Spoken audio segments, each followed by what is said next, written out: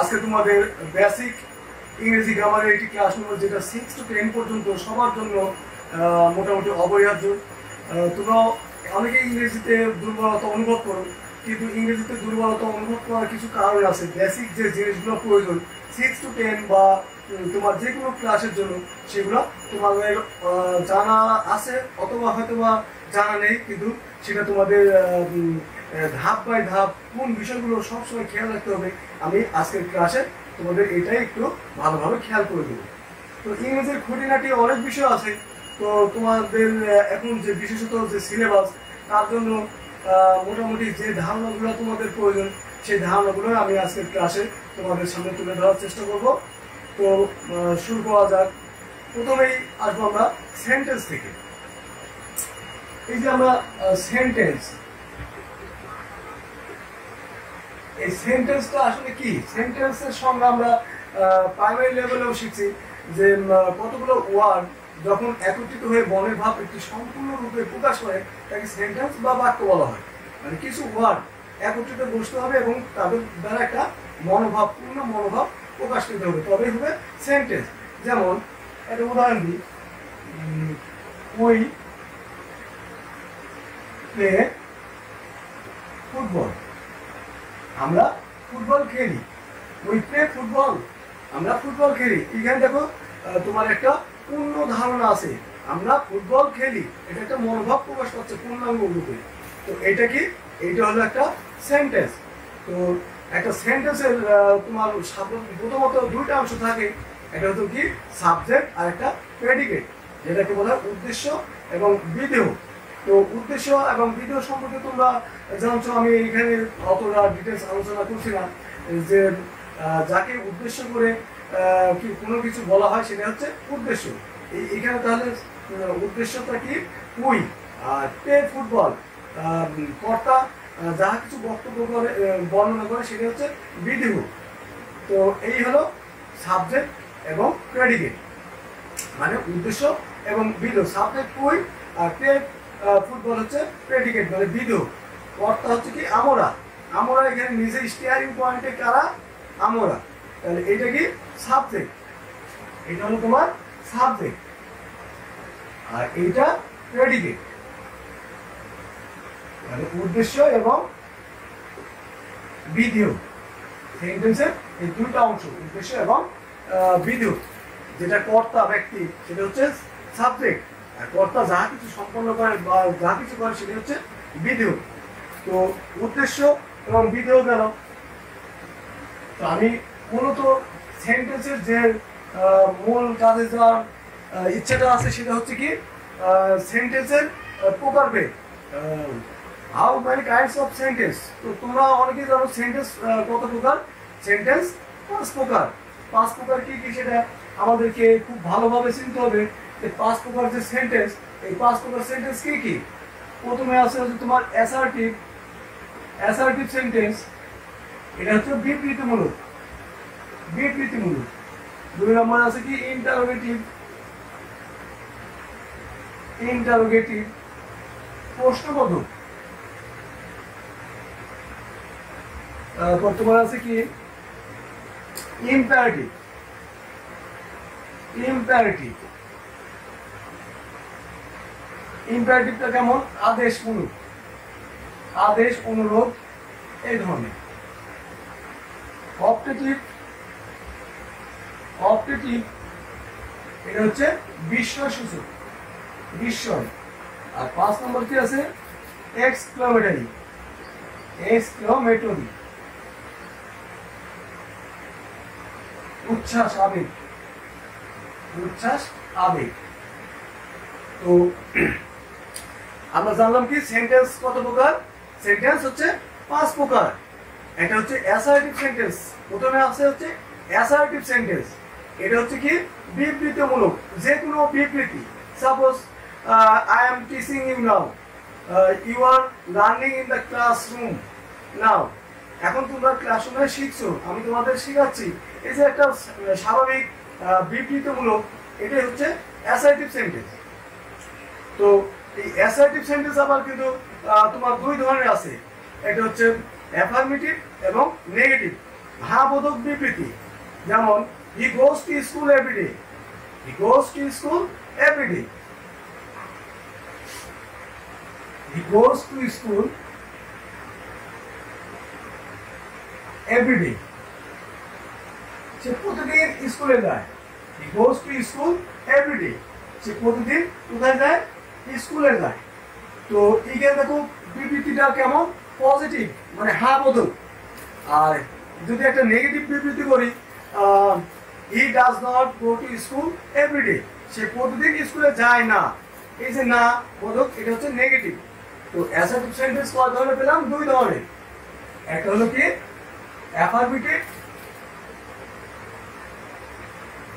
এবং আরেকটা কি নেগেটিভ। অ্যাফার্মেটিভ এবং নেগেটিভ। এরপর হচ্ছে কি ইন্টারোগেটিভ, প্রশ্নবোধক। প্রশ্নবোধক, প্রশ্নবোধক বলতে কি বুঝো? যে কোনো ধরনের হচ্ছে কি প্রশ্ন। Suppose did you take your meal, তুমি তো ভাত খেয়েছো বা খাবার খেয়েছো। Did you buy a pen, তুমি কি একটি কলম কিনেছিলে। এইখানে তোমার যে সেন্টেন্স, এই সেন্টেন্স গুলো কি তোমার হচ্ছে প্রশ্নবোধক, ইন্টারোগেটিভ সেন্টেন্স। এই হচ্ছে তোমার ইন্টারোগেটিভ সেন্টেন্স। এরপর হচ্ছে ইম্পারেটিভ সেন্টেন্স। ইম্পারেটিভ সেন্টেন্স আদেশ, অনুরোধ। Please read the book attentively, অনুগ্রহ করে বইটি মনোযোগ সহকারে পড়ো। Please go to school every day, দয়া করে প্রতিদিন স্কুলে যাও। এই যে একটা অনুরোধ। তারপর গো হোম অ্যাট ওয়ান্স, এখনই বাড়ি যাও।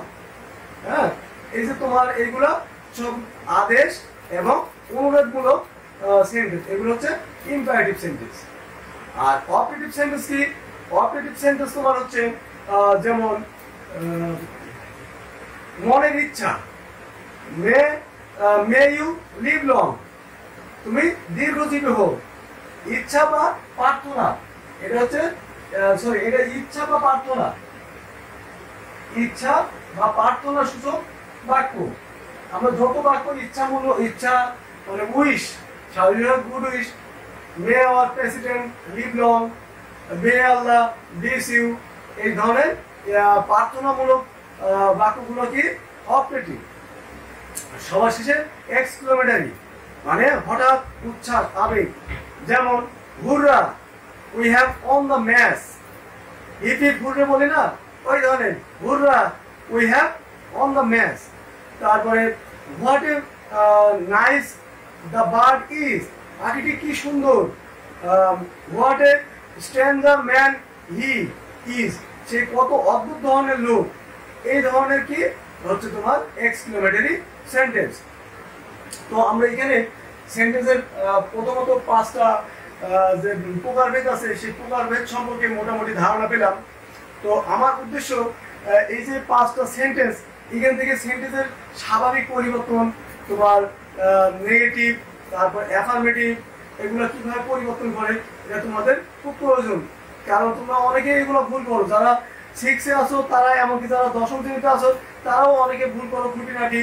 থার্ড পার্সনের ক্ষেত্রে কখন এস বা ইএস হয়, তারপর তোমার নেগেটিভের সময় কি যোগ হয়। তো আজকের ক্লাসে আমি এগুলাই মূলত দেখাবো। দেখো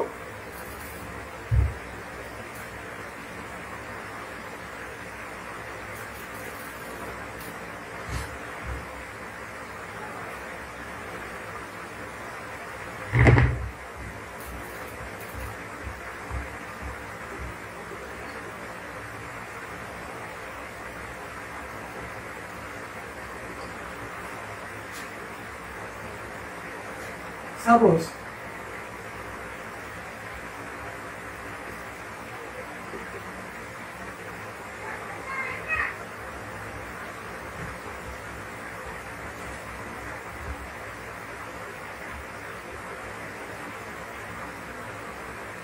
এখানে দেখো দুইটা সেন্টেন্স আছে। একটা হলো কি হি ইটস রাইস, সে ভাত খায়। তো এটা কি ধরনের সেন্টেন্স? এটা স্বাভাবিক বিবৃতিমূলক সেন্টেন্স। হি ইটস রাইস, সে ভাত খায়। তো এইখানে যদি এটাকে আমরা নেগেটিভ করতে চাই তাহলে কি করব? এটাকে যদি নেগেটিভ করতে চাই, ফার্স্টে আমরা দেখো সাবজেক্টটা কি আছে। সাবজেক্টটা আছে তোমার হচ্ছে হি, এই হি।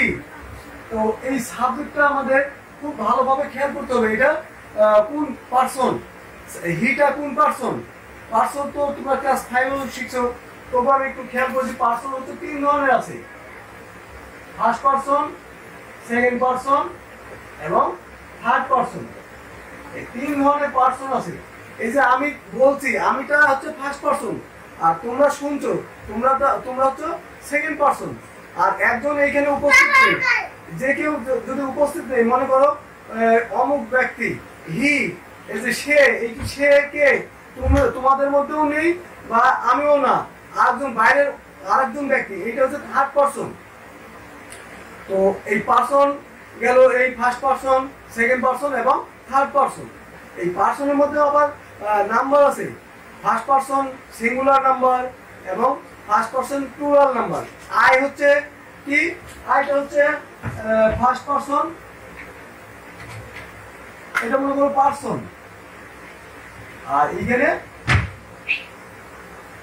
তোমার হচ্ছে ফার্স্ট পার্সনের উদাহরণ, এটা সেকেন্ড পার্সনের উদাহরণ, এটা থার্ড পার্সনের উদাহরণ। ফার্স্ট পার্সন, সেকেন্ড পার্সন, এটা হচ্ছে সিঙ্গুলার, এটা হচ্ছে সিঙ্গুলার, আর এটা হচ্ছে প্লুরাল। তো ফার্স্ট পার্সনের সিঙ্গুলার কি, আই, এর প্লুরাল কি হবে, আমি, আমার বহু বচন। প্লুরাল মানে কি, বহু বচন। তাহলে আমি যদি বহু বচন কি করি, তাহলে কি হবে, আমরা, উই। সেকেন্ড পার্সন ইউ, তুমি, তোমরা একই হয়। ইউটা ইংলিশে ইউ কোনো নাম্বার মেনটেন করে না, এখানে ইউ তুমিও হয়, তোমরাও হয়। আর থার্ড পার্সন দেখো, সিঙ্গুলার নাম্বার হি, আর হচ্ছে প্লুরাল কি, দে, হি এবং দে। থার্ড পার্সন সিঙ্গুলার নাম্বার হচ্ছে কি, হি, সে, একজন, আর দে মানে তাহারা, মানে অনেকে, অনুপস্থিত অনেকে, তাহারা, এইটা হচ্ছে প্লুরাল।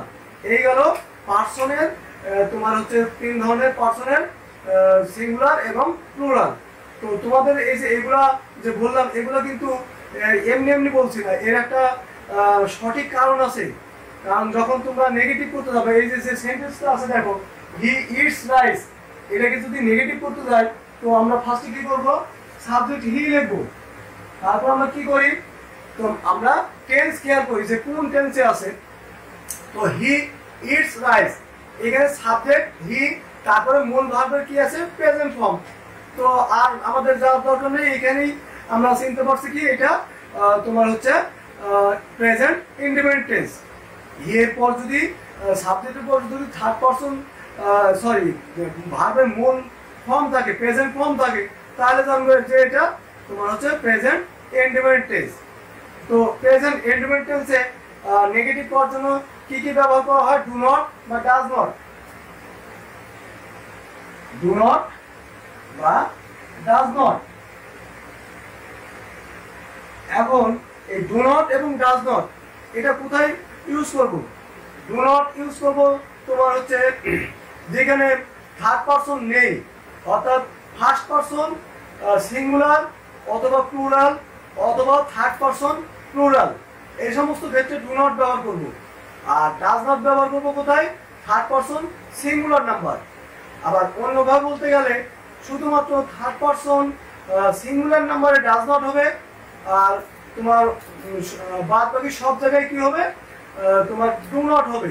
শুধুমাত্র প্রেজেন্ট ইনডিপেন্ডেন্ট টেন্সের ক্ষেত্রে এই ঘটনা, শুধু থার্ড পারসন সিঙ্গুলার নাম্বার যদি এইটা হয়, এই থার্ড পারসন সিঙ্গুলার নাম্বার এইটা যদি হয়, তাহলে আমরা কি করব, এটাকে ডাজ নট ব্যবহার করব। আর বাদ বাকি এগুলো যে কোনো format, first person singular plural, second person singular plural, third person plural, যে কোনো ফরম্যাটে আমরা ডু নট ব্যবহার করব। এই শুধু কন্ডিশন তোমাদের খেয়াল রাখতে হবে, থার্ড পারসন সিঙ্গুলার নাম্বার হলে কি হবে, ডাজ নট, আর বাদ বাকি সব জায়গায় ডু নট।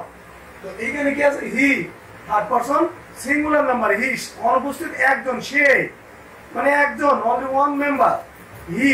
তো আমরা এখানে কি যোগ করব, তাহলে থার্ড পারসন সিঙ্গুলার নাম্বার হলে ডাজ নট, যেহেতু এখানে সাবজেক্টের পর মূল ভার্ব আছে প্রেজেন্ট ইনডিপেন্ডেন্ট টেন্স, এইজন্য আমরা ডাজ নট ব্যবহার করব। তো হি ডাজ নট ইট রাইস।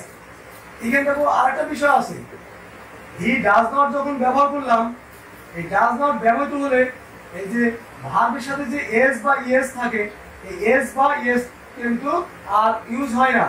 এখানে তোমরা এস বা ইএস আর ব্যবহার করতে পারবে না যখন এই ডাজ নটটা লিখবে। হি ডাজ নট, এস বাদে কি লিখলাম, ইট রাইস। এটা হলো এটা নেগেটিভ সেন্টেন্স, এটা হচ্ছে অ্যাফার্মেটিভ আর এটা নেগেটিভ। তো আরেকটা দেখো আছে কি, দে প্লেড ফুটবল।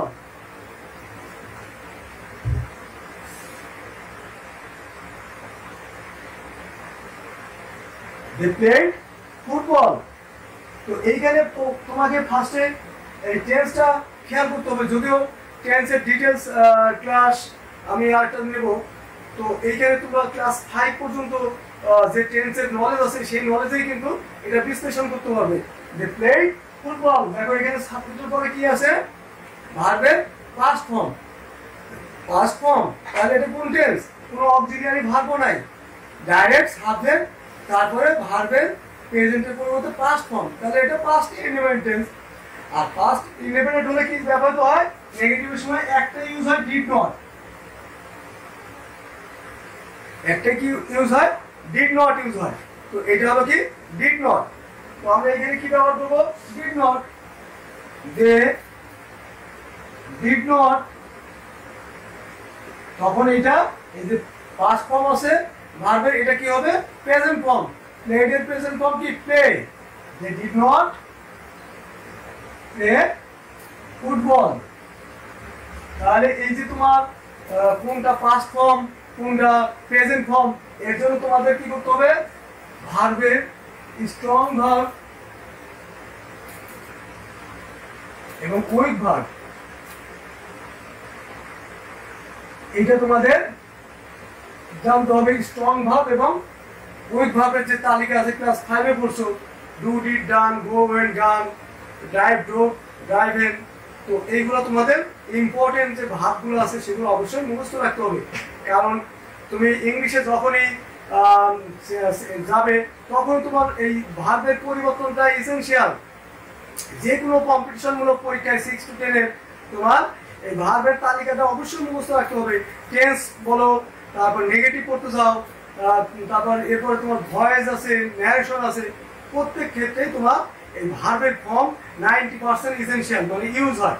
তো এই স্ট্রং ভার্ব এবং উইক ভার্বের প্রথমে তোমরা ইম্পর্টেন্ট যে ভার্বগুলো আছে সেগুলো মুখস্থ করে ফেলবে। তো যাই হোক, এইখানে আমরা কি শিখলাম, তোমার অ্যাসার্টিভের প্রেজেন্ট ইনডিপেন্ডেন্ট এবং পাস্ট ইনডিপেন্ডেন্ট টেন্সের কিভাবে নেগেটিভ করতে হয় এটা আমরা শিখলাম।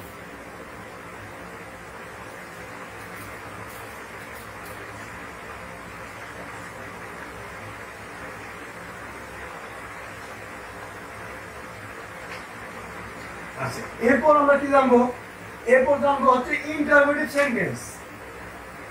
ইন্টারোগেটিভ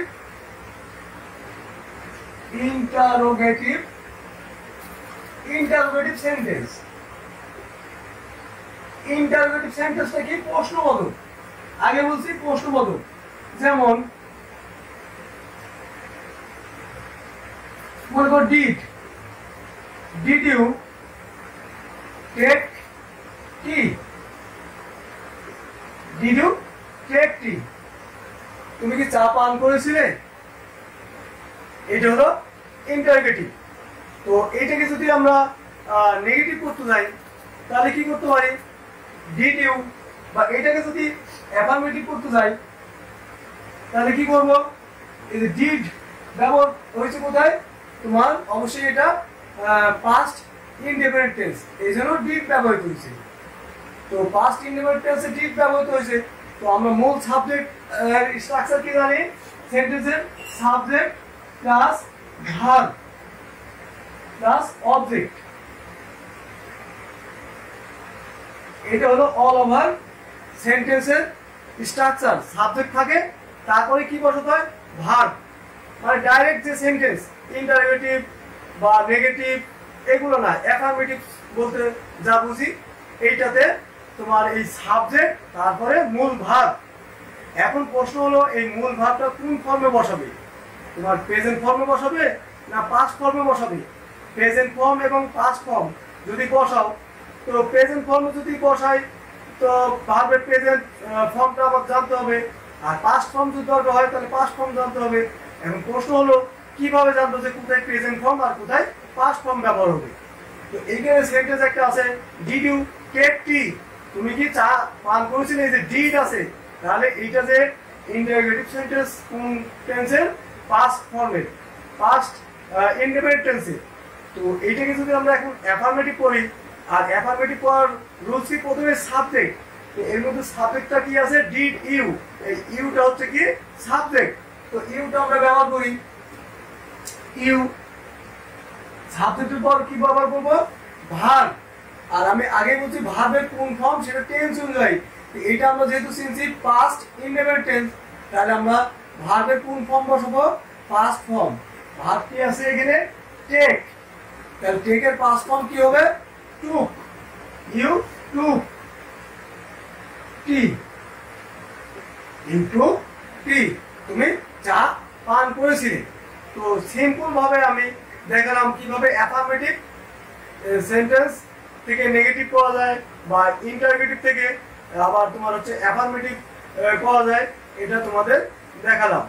এটা তোমাদের খুব খেয়াল রাখতে হবে প্রত্যেকটা সেন্টেন্স কোন টেন্সে ব্যবহৃত হচ্ছে, সেই টেন্স অনুযায়ী ভার্ব।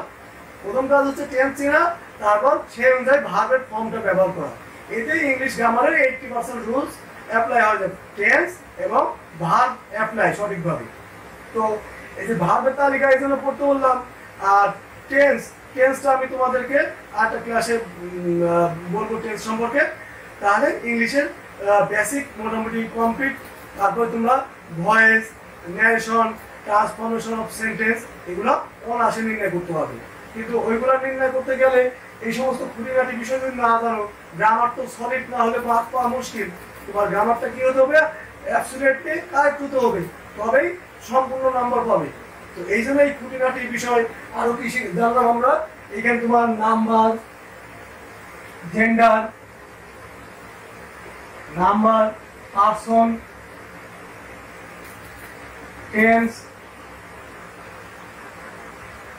তারপরে হচ্ছে changing sentence. Changing sentence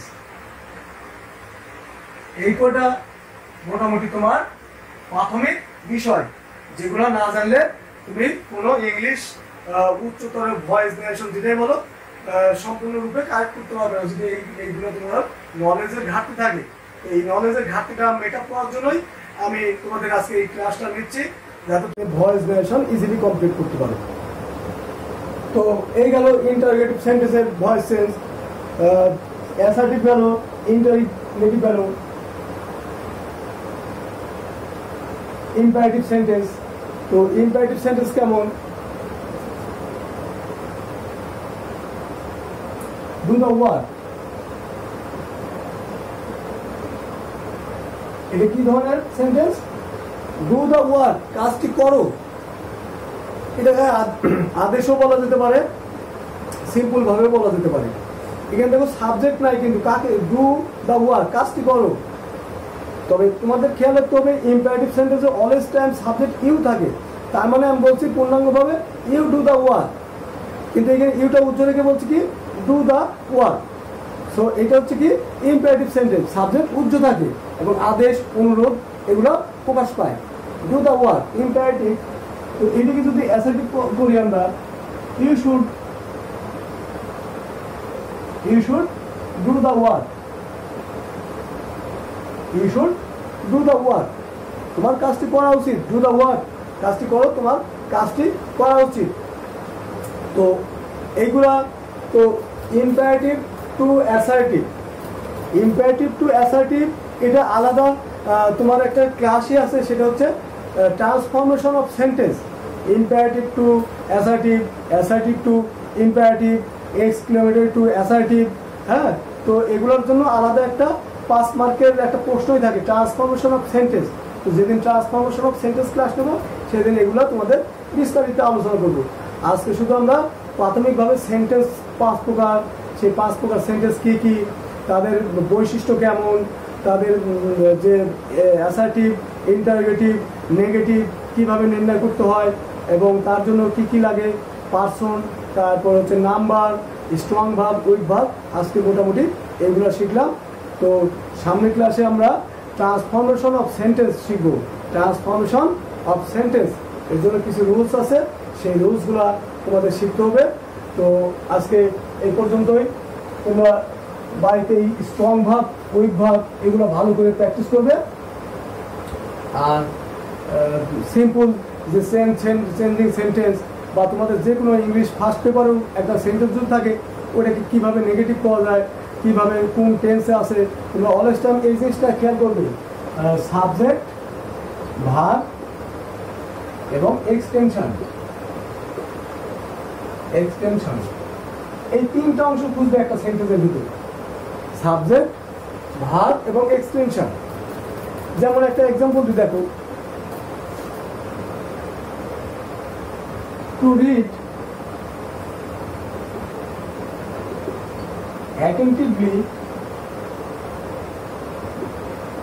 is good habit. দেখো এখানে একটা সেন্টেন্স লিখলাম, to read attentively is good habit.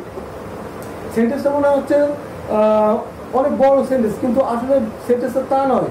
এখানে তোমার এক্সটেনশন, সাবজেক্ট এবং ভার্ব এই তিনটা জিনিস খেয়াল করতে বলছি। এই তিনটা জিনিস যদি আমরা এর মধ্যে খেয়াল করি তাহলে বুঝবো যে সেন্টেন্সটা কীভাবে হলো। টু রিড অ্যাটেন্টিভলি, তারপরে দেখো ইজ ভার্ব, গুড হ্যাবিট এটি এক্সটেনশন।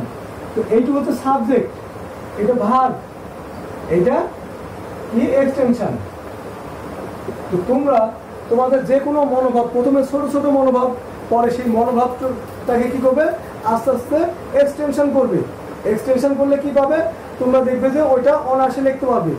ধরো যে to work in the morning, এইটুকু টোটালি একটা সাবজেক্ট করে ফেলে, তাহলে এটা সম্পর্কে কি বলবো, সকালে হাঁটা স্বাস্থ্যের জন্য খুব ভালো। To work in the morning is good for health হয়ে গেল তোমার একটা সুন্দর ইংলিশ সেন্টেন্স।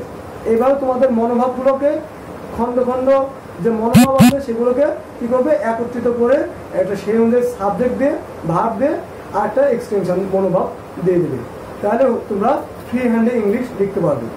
তো আজকের ক্লাস এই পর্যন্তই। আগামী দিনে তোমাদের সামনে ট্রান্সফরমেশন অফ সেন্টেন্স এই ক্লাস নিয়ে আসবো। তোমরা এই ক্লাসে একটু ভালোভাবে প্র্যাকটিস করবে, আশা করি ইংলিশের অনেক দুর্বলতা কাটিয়ে উঠতে পারবে।